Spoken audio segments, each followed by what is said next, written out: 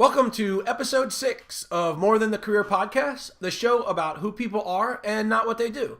Today my guest is Biran Coughlin, and Biran Coughlin is an entrepreneur. He's working with a startup right now, Rent Zap, out of San Francisco, out of the Bay Area.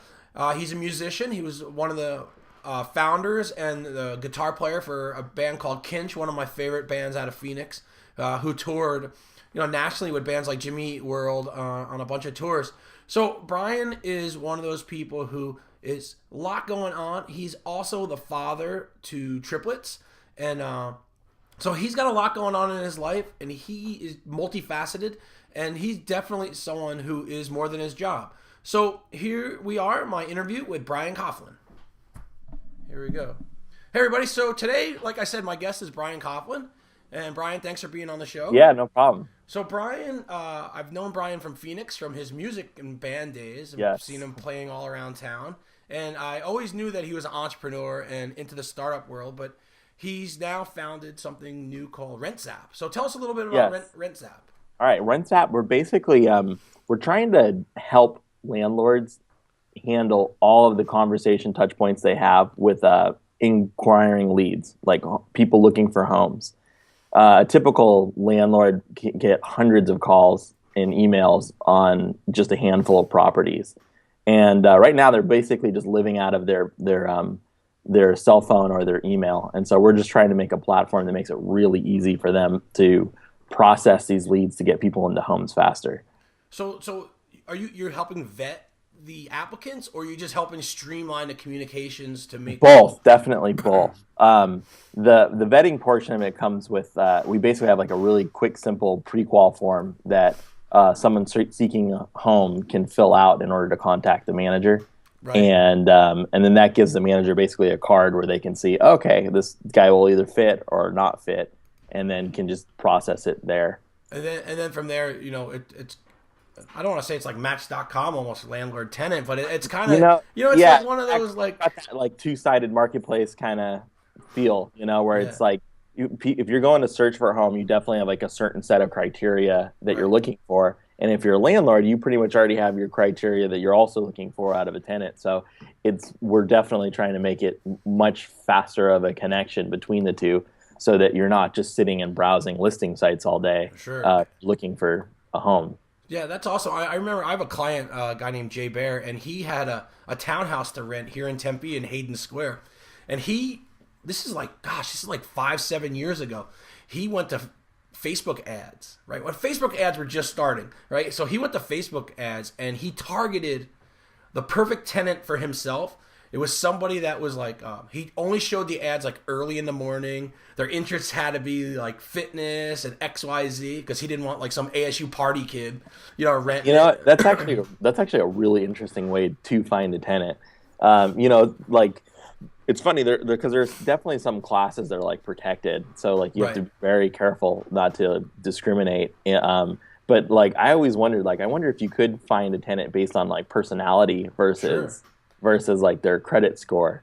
Is this, especially if like you're a landlord and you have one house, like is this person gonna match, like this is gonna be someone I want to talk to on the phone when they call, like, and does that really matter, because how often are you guys really communicating?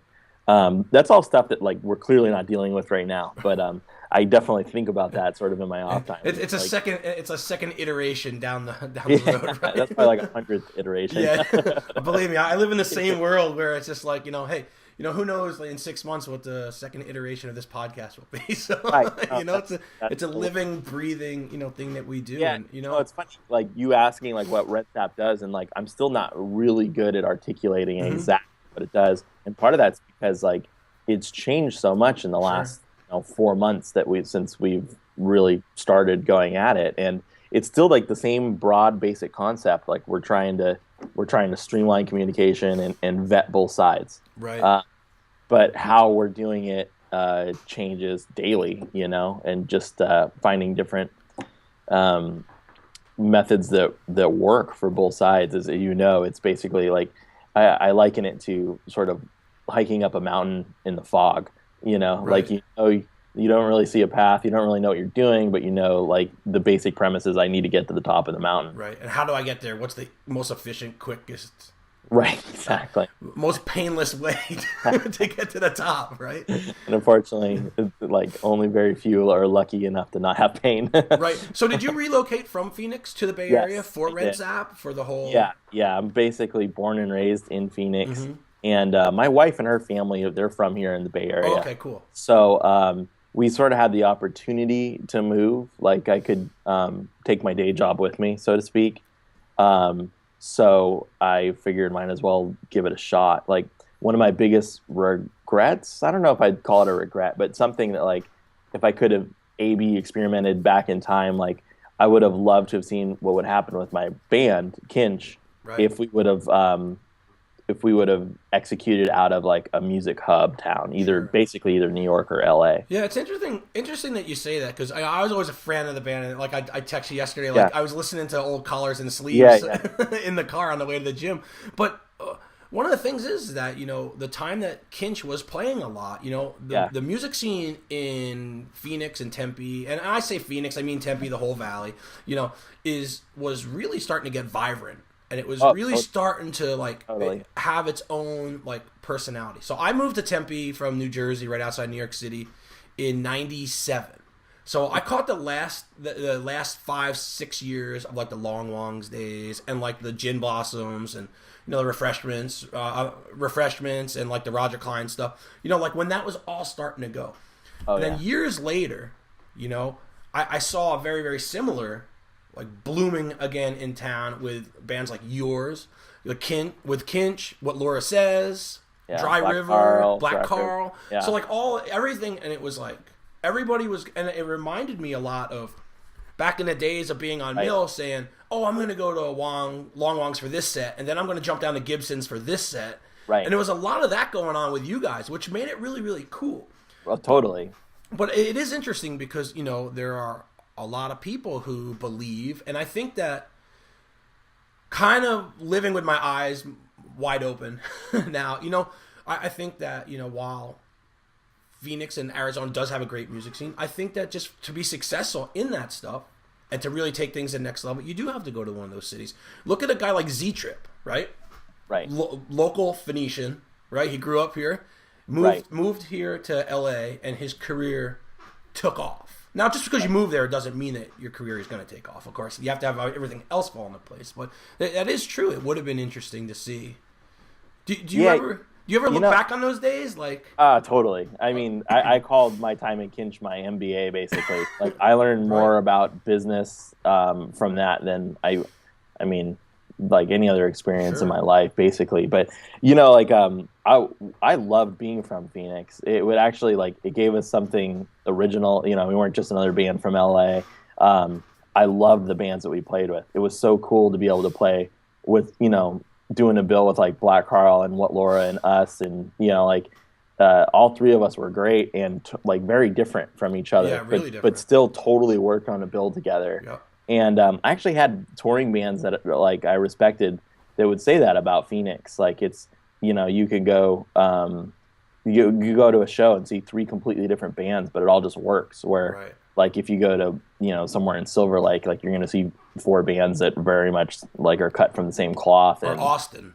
yeah, exactly. You know? Like and I think a lot of that too is like grass is always greener, right? Like those are Right. my Silver Lake friends saying like, oh man, Silver Lake's terrible. I wish it was like Tempe. And then everybody in Tempe is like, oh man, I wish it was like how it was in LA. Right. But for me specifically, like I realized that a great portion of any kind of break we had in a band came from other bands. Mm-hmm.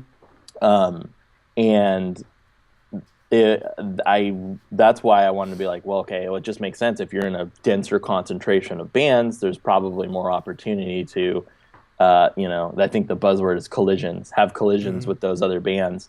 And then you can see what interesting opportunities arise from that. Yeah, So, yeah, like, that is interesting. That's an interesting point to think about. and so, like I said, like 50% of my move decision was family, and then the other 50% was kind of the what if. Like, well, what if being here with like a denser concentration of like other entrepreneurs and developers and that kind of stuff, is sort of that like that luck factor, of who you bump into and see if that actually does matter. Yeah, I'm still testing it. yeah, I It think seems that to be working. a couple of guys that I'd met who did a lot of work with my friend's company who relocated from Phoenix to Yeah. San Francisco. Two gentlemen, Lane Becker and Thor Muller, wrote a book called "Getting Lucky: The Art of Planned Serendipity." Right. Right. So you think about it, it's the same thing where you're music or family or startup world. It's like it is planned serendipity, and it's more like what opportunities are you exposing your company or your vision or your music to by being around other people. Right. And it's just, and I realize that sometimes move a move or a geographical cure change needs to happen for that type of stuff. So Yeah. yeah, It's also like for me, it was just like a good like restart. I don't know how else to describe it. Sure. I spent so much time in the band and then also doing real estate in Phoenix, and I just was kind of itching to travel. Except for I got 3 kids, so it's not like before when I could just hop in a van and just kind of go everywhere. And so this was like great. I get go somewhere new for a bit and check out a new environment, and like it's kind of silly, but like I could get dropped off anywhere in the valley and know where I was. Right. And that was kind of like I wanted to get lost again. Sure. Like in a very sort of cheesy way. Metaphorically. Yeah, I just like, it's like when, you can work at your office, right? And then sometimes you can move to a coffee shop that you've never been to and have like a super productive like hour. And I don't really know what it is. For me, like just being in a new environment kind of like kicks my brain into a different gear. Yeah, there's different stimulations going on. There's different you're overhearing different conversations, or you're different, even like smells or sounds or just the visuals. Right. And I don't know if like maybe I just got used to that being in a touring band because we were so used to just being in a different place or a different venue like every single night that like the repetition kind of like was getting to me a little bit. So doing something drastic like moving has helped because then, all my free time we're basically exploring the Bay Area, and, a lot of it's like family friendly kind of stuff now, just on account of all the little children. But it's still, it's still new, and who knows, like, eventually, obviously it's going to wear off, and, but hopefully at that point I can do whatever I want. Yeah. So let's talk a little bit about that. Like, so you went from being, in a band and playing, out all these late nights and doing all of this stuff and, and still having a professional career and to becoming a father of triplets. Right.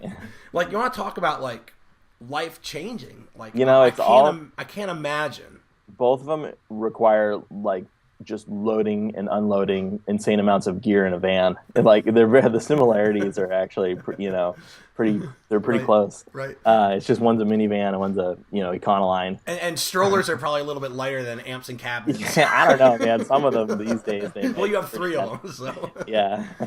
So overnight you became this pretty much family. So like we basically made the decision to end the band. And then my wife told me she was pregnant with twins like 3 days later, or like in that same week. It was a very crazy week. Yeah. And we ended up we have Irish triplets. Like we had twins, and then 10 months later, my wife had another baby boy. So they look like triplets, and it feels like triplets, but it's technically twins and a bonus. Oh, okay. But yeah, like the transition was very drastic, like going from traveling all the time to staying home. And at that point, like I didn't know what I was going to do. I wanted to do more music or music related things, but and I explored it for a while, like either opening a studio or trying to track or mix with some bands. Because you have a background in recording sciences, right? Yeah, like my dad was into home recording like early 90s, like back, like I swear we were like the first people I knew in Phoenix with a Mac and with like recording software. Right. And so I got at it, like I learned how to record before and during, like while I was learning how to play guitar. Like for me, they were both like the same, like they're both the same sort of like instrument and process. And I think a lot of it was like I knew I had to get good at recording because I always wrote with and played with my cousin Andrew, and he was just such a phenomenal songwriter and musician that like I knew for me to keep up, I needed to get good at recording. Sure. You know, like let him play and write. I can do the technical part. And so I grew up with recording. I went to college, and that's what I studied at Loyola Marymount. They have a recording arts program and part of their like film school, and half it's music dedicated, and the other half's like film dedicated. So I got a big dose of it there, and we pretty much self-recorded like a majority of our releases, either at my house or maybe at like various studios and stuff. So to me, like that was an option. Like I thought it would be cool to get into, but I was so burnt out from music, even though I wasn't like admitting it to myself at the time, that I couldn't pull it together. And like even now, like man, I haven't recorded something probably since then, probably like 3-4 years. Right. So you guys also, as a band, and it speaks to who you are and how you guys conducted yourselves. You guys were very entrepreneurial as a band.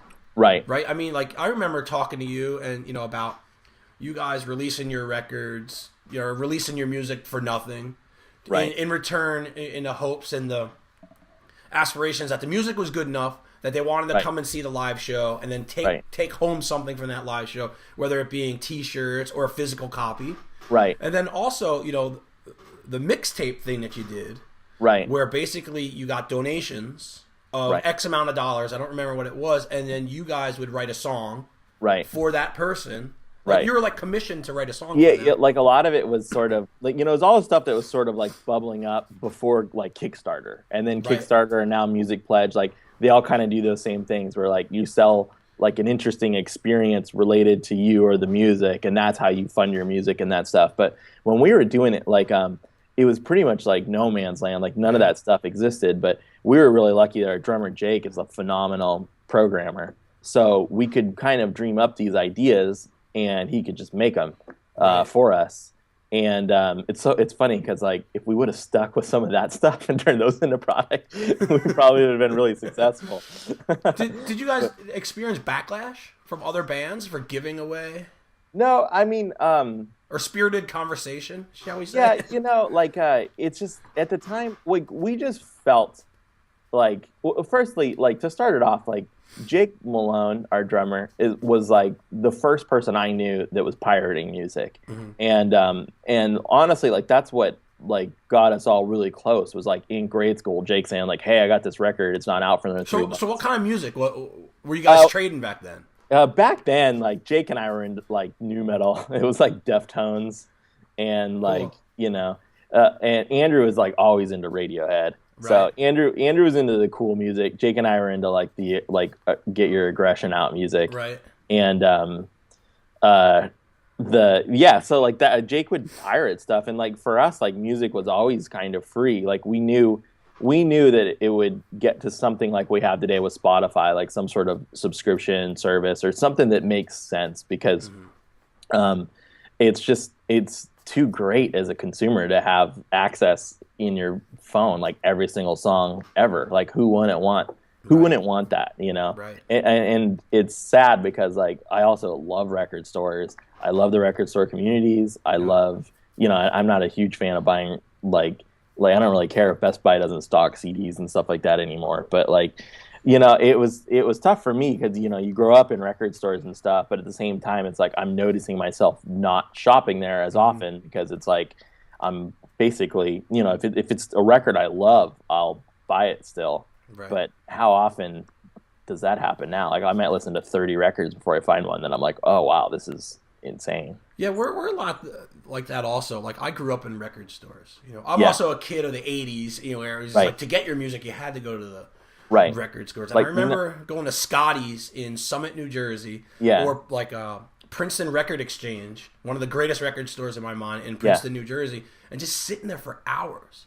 And just going through old records and kind of seeing like some of the records like, oh my gosh, I remember my mom listening to my parents listening to this stuff. And like, it's really, I'm a fan of online music also. I subscribe to Rdio. That's my player of choice, right? But at the same time, I miss the community and the communal getting together and talking to other people and looking through, you know, all these records for like the hidden, like, oh my gosh, gem. Yeah, the one gem that changes your life, maybe. And I still try to do that, like except for now it's with like subscription services. Like I'll spend an hour on Spotify just like digging through and trying to find something. And the difference to me though is that like in a record store, if somebody told you like to check out a record, and you got it, since you paid for it, you would listen to it over and over and over and over and over. And then like eventually something happens in your brain where you start liking the record, where now it's like Spotify, I give a song 5 seconds, 10 seconds. And if I don't like it, I'm, you know, and that's kind of a bummer because it's like, there's probably some good stuff that I'm just not giving an adequate chance to, you know, stuff that's a little bit more complicated to listen to or whatever. I think that a lot has to do a lot with the barrier to entry. Yeah. You know, the barrier to entry and where you're doing it, how you're doing it. And also, if you're in a record store and somebody's like, hey, if you like that, you might really like this Replacements record. Right. All of a sudden, you have a connection to that person.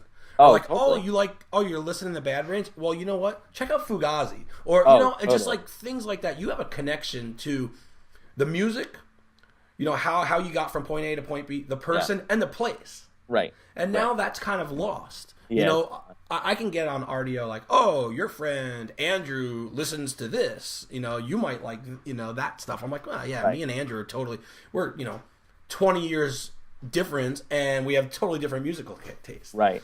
Yeah, it's much more of a background thing. Like I feel like music, at least when I was growing up, it was like super engrossing. Mm-hmm. I would get a record or a CD, and that's what I would do for that 40 minutes. I would put it on, I would listen to the whole thing, either in my headphones or like on a record player. And now like I don't do that with that art form because I don't know why I don't, but but I do that with like TV series.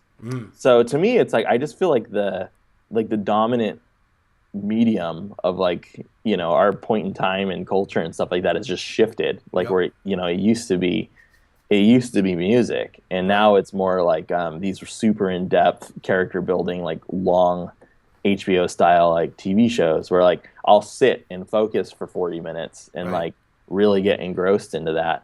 And you know, like I don't know how much I love a lot of the TV shows, but part of me, like last night for example, like I forced myself to listen to the new Bjork record from start to finish by myself in headphones, not checking Twitter, not reading Facebook, just listen to it.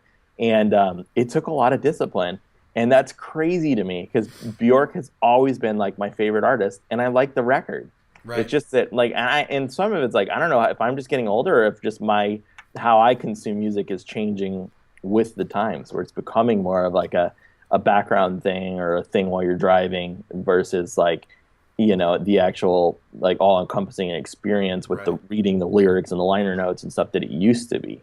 Yeah, it's and you know, interesting thing is like we still refer to digital content, whether it's on Netflix or Hulu or anything, you know, HBO Go, any of that as shows, right? Right. Like a couple of times, like you said, well, I bought the record, well, the CD. Like, what is it now? It's like, did you get the new Radiohead files? Right. No, totally. Did you stream the new Radiohead MP3? You know what I mean? It's like, you know, even like that's ambiguous of the whole industry right now. And I think that says a lot. For like shows and movies are shows and movies still, no matter how you consume them. But now we're consuming, you know, all of this music in digital format, and we don't speak the same, you know, vernacular as we once did. Right. It's like everything's about it's totally changing.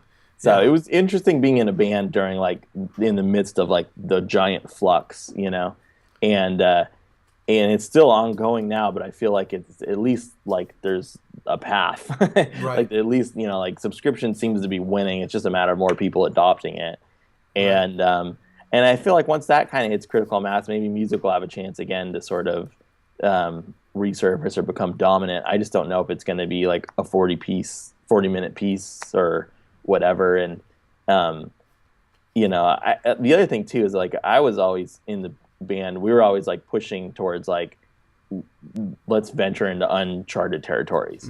Like all of our bands that we liked were doing stuff at the time that was state of the art, And then over time, it becomes the norm. Right. And so we were like, let's do stuff that's state of the art now. And I feel like that we kind of did accomplish that a little bit with like offering people to pay us to write them personal songs and stuff that now is kind of the norm. Like Right. you'll see that in a lot of like Kickstarters and stuff. But at the time when we were doing it, it was literally like, oh crap, we need to fund a record.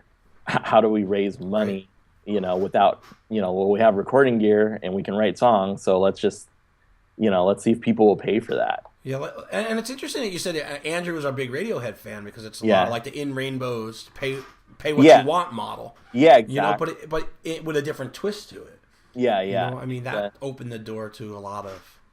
Basically when Nine Inch Nails record came out, the Slip that he gave away totally for free, Radiohead did the same thing like back to back.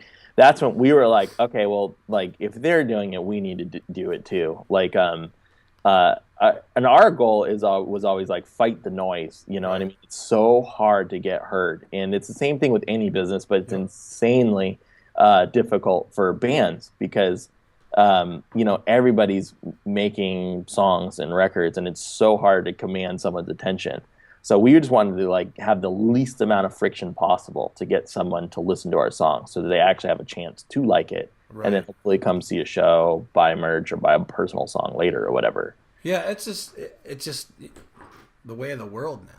Yeah, you're fighting against the noise with everything. Every content medium right now. I mean, it's all noise. Like even this podcast, right? I spoke to a bunch of people. They're like, "Well, your show has to be different than all the other shows," and I was like, "God knows the world doesn't need another marketing show, right? Something that would be my expertise, right? God knows, because I don't want to compete for time with all of these well-established shows."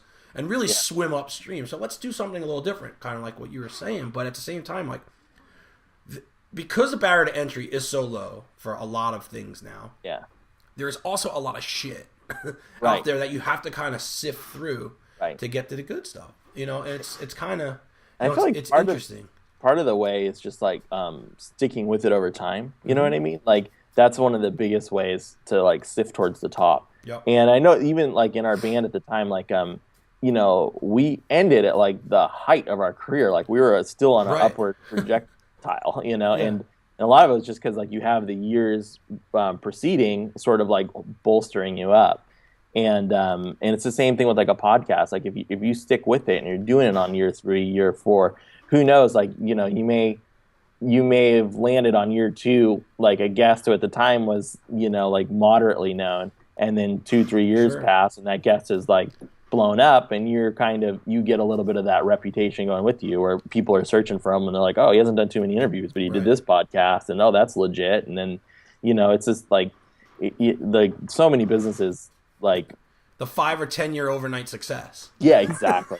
I mean, it's like, I hear it every once in a while in marketing press. They're like, oh, you guys are, doing this and this now. Like, like, oh, you're like, overnight, like I hear a lot about you. And I'm just like, Jesus Christ. I'm like, man, I've been at this for years. It's the slow, steady grind, Yeah. And there is something to be said about the persistence and stick-to-itness, of getting something like that. You have to be kind of like, just like a crazy person or dedicated, you know what I mean? Like, and I'm just kind of that way. Like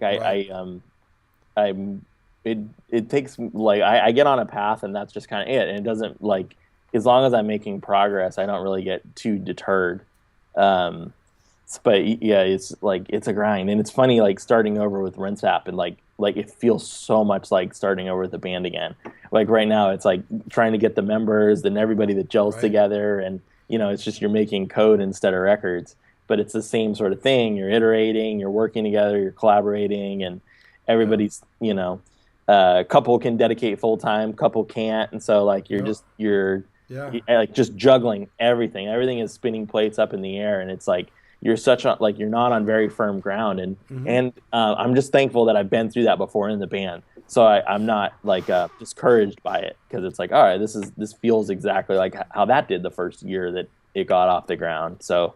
Right. You got an MBA, with touring around with Kinch, but at least you got to go visit other cities instead of sitting in a classroom in the same old, like learning from the same professors and the same stuff. I mean, you guys really learn. So Well, let me ask you: is your wife a big music fan? Is music prevalent in your home and Totally. with the kids? Like, not as much. Like that's actually one of my things I'm trying to work on. Like I always have a few things in the back of my head that I'm like subconsciously trying to improve on. And one of them like is personally, or like to make you like a better, more well-rounded person. Or I mean, like it's kind of like I'm sure like I imagine everybody does something similar to it. Like I bet you right now if I tell you like what are the 3 things you wanted to improve on your life, you'd probably be like like fitness, whatever. Right. You kind of. And one of them for me is definitely like more music in our household, which is insane. Like here's a guy who's in a band, his wife's a singer and always loved music and stuff like that, and she's better about it than I am. Like she's always playing music, and our boys love music and they love they listen to a very wide range of music, because I don't like super censor a lot of stuff. And they're not old enough to tell you what they like yet. Yeah, I know. But you know what, they you can tell what they like because they'll sing to it. Right. And so it's really interesting, like the songs that they end up like really responding to, and a lot of them like really correlate with like how big of a pop hit it is. Mm-hmm. Like, and I don't know if that's just because my theory is it's either like they're overexposed to it since it's such a big hit, they hear it so much that it gets caught in their head, or maybe there really is something about that song that like even on a basic level a 2-year-old can like get super excited about. It's like the song subscribes to that pop formula. Yeah. Like it's 2 minutes and 45 seconds long, and it's got this. Yeah, so we listen on a drive. We listen to like a half-hour radio, right? Right. And like nothing's going on. This is probably like a year and a half ago. And then Katy Perry's "Roar" comes on, and they all light up and immediately start going like oh, right. Like trying to sing along to it like a 2-year-old. And Christina and I were all like, wow, that's crazy. And then sure enough, that song ends up like being a huge, massive hit. And then they did the same thing with like the Taylor Swift like "Shake It Off" song. Right. And a part of that's like, dude, that's like geared towards a 2-year-old. It's shaking. Right. Like that's like the one word 2-year-olds get in love, like shake. You know what I mean? So maybe they're just writing songs for 2-year-olds. That's like in our house we always have music playing, and the greatest thing I bought for the house was a Sonos system. Oh, we got that too. I have 3 rooms, full of speakers. It's awesome. So our 3-year-old nephew will come over, and Christina will put on some Pandora station or something like that, and the Decemberist "Hey Ho" song will come on, and my nephew Elijah just starts running around, dancing, clapping. Like it has that thing that nobody knows except for these 2-year-olds, 2-year-olds and record moguls. Yeah, exactly. Neither of which we are, or else we would have done some of that. Probably the same maturity level. yeah, no doubt. So like that, like I definitely want to improve that more. Like I don't know how, like either exposing him to like better music, or for what it really is for me, it's like more instruments. Sure. Like all of my band gear is like in the basement, like it's not set up, it's all in the road cases still. Right. Like and I haven't like really brought it out and like introduced it to them yet, and I really need to. Maybe I'll do it today. That's one of the things. Like I'm in my home office now. I have guitars in back here, and then like in my marketing press office in downtown Tempe, I have a guitar out, and I don't have them in cases anymore. Right. I do when I travel, but I'm always like, if I leave it out, I'm going to be able to just turn around. I'm going to have a problem. I'm going to turn around, pick it up, play for 5 minutes, free my mind a little bit, and then come back and look at this thing totally different. Yeah. I always think that's one of the things, like, I try to lower the barrier, lessen the barriers to just picking up an instrument. And it's amazing, like, this music in the household or in the car or this or that, it's what it does for, mood or attitude or productivity. Right. And all that stuff. So what's next for you? Rent Zap? More Rent Zap. Yeah, basically, like we're really we're still like in a private beta, like iterating, doing like weekly sprints, trying to push production like every week based on user feedback. And we have like a small group of people that are testing it, and we're really just trying to push hard to get like a version 1 out before the rental season picks up. Yeah. And Phoenix is our main market right now that we're focusing on. So I actually do spend quite a bit of time still in Phoenix. It's just a longer commute. Yeah, Uh, just a bit. yeah, so that's our goal. Our goal is to dominate Phoenix first. Right. Same as the band. Dominate Phoenix and then And take then that elsewhere. move outward from there. I like the fact Yeah. that I see a lot of companies that I work with, that kind of contact us when I'm like, I'd love to work with you, but it's too late. We're not going to be able to help you. Right. You know what I mean? Right. I love the fact that you're out there and you have a product and you're willing to put it out there in private beta and then iterate and make feature changes based upon the feedback. Yeah, part of it's like a buddy of mine, Ty, that we're working with. He's sort of like product managing it. He's like insanely disciplined. And my problem is like I always have like an overabundance of like ideas and things I want to do, and it's sort of like the bad perfectionism. You know what I mean? Yep. Like I can't. It's really hard for me to release something that's sort of half-assed. And he's really good at saying like breaking something down to like the absolute core, Yep. and just telling me like I know this isn't perfect, but it needs to be out and people need to touch it, and then we can go from there. We can start adding like the next portions of it so that it's you have one fluid experience instead of just like making this big crazy disparate mess. Yeah, it sounds like he and I subscribe to the same philosophy that perfection is the enemy of progress. Dude, you're totally right, and I'm one of those like struggling perfectionists. Like it's Right. really to the point where it's like it can be crippling. Like that's definitely my Achilles heel. I'm learning from him and Right. learning from this experience. Like that you need to just say F it and just release it. And And the funny thing is, only probably a handful of people in the whole universe would know that it's Yeah. less than perfect. You being one of them, of course. Oh yeah, And anybody that you're come in contact with and you tell. you're your own biggest critic. It's like there was was it an article or something I read where it's like if you go in somewhere and you have like a toothpaste stain on your shirt, like that's all you're thinking about. It's Right. like, oh, everyone's gonna see that and see how messy I am and all that kind of stuff like that. And then you survey the people around there, and none of them have like any idea. Like Right. you're not nearly as important to other people as you think you are. No, and your products typically aren't either That's until they hit critical mass. Right. I think I get so like I feel so personal about what I'm building, especially in the band because that was like our art. Oh yeah. And with the Rent Zap, it's a little bit different but like I'm still super like attached to it. Like I want people to break it and to tell me what's wrong so we can fix it. But at the same time, it's like a piece of me is in it. Like I'm proud of it. I don't I don't want to I want to make sure there's no toothpaste on it. Right. Yeah, that would be something. So in wrapping up, what would be one piece of advice that you would give somebody to find happiness with work-life balance or work, art, perfectionist type balance? Something like Balance. For me, balance is all about making sure you have like a good transition period between the switch. Like that took me a while to figure out. Like when I would work all day and then immediately go home and just jump right into the second job, which was like the kids and all the craziness and stuff like that. That was when I had I felt like I was like the balance was totally like out of whack. And so what I mean by a transition would be like your last 20 minutes of your day, like using that time to whatever you do, either like meditate, play guitar, just take like 20 minutes in between switching between work and life, to bring yourself back to sort of the balance, the center point, and then that way you kind of like basically like end one thing well, and then so that you can start the next part of your day or whatever. Like some people go to a bar, Right. that works too. No, that's an interesting thing. So last question I always ask this one is, who should I reach out to? Who would be perfect for me to talk to for this show? Ooh, that's a good one. All right, you want more like entrepreneur? No, anyone you think that'll be interesting. That's a good one. Well, I'm always and forever obsessed with Kimber Lanning. Oh, that's a I think great she's like one. one of the most amazing Write that persons down. on this planet.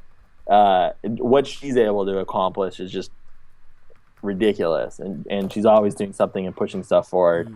And for people who don't know, Kimber Lanning is a local Arizona First activist here, and she's owner, Stinkweeds, also record Modified store. Art. Yeah. she was a huge help for us in Kinch, and like I couldn't like she just blows me away. She's like I've met probably like maybe half a dozen people that sort of operate at her level, where it's just like constantly being able to get done like 10 times as much as a normal human. Yeah.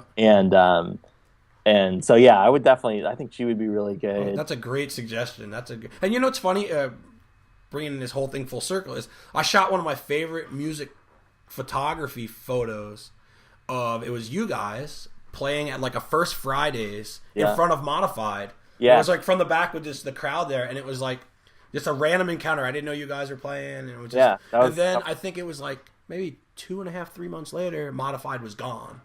Right. From you know Kimber's reign and everything. So it was interesting. Right. I will definitely reach out to her. So that's awesome. Yeah.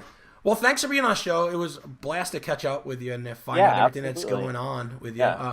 Best of success with Rent Zap. Anything we can do to help you, just reach out. Let me know. Sounds good. Awesome. Right, thanks. Bye. Thank you. So there you have it. Thanks, Brian, for being a guest on our show. You know, Brian is a perfect example where, you know, he's an entrepreneur working hard at his startup, Rent Zap, but he's super into music and family and, you know, playing and recording. So, you know, he definitely demonstrates how he's not his career. And for more information about Brian, please check out rentzap.com. You can get him on Twitter at Coughlin.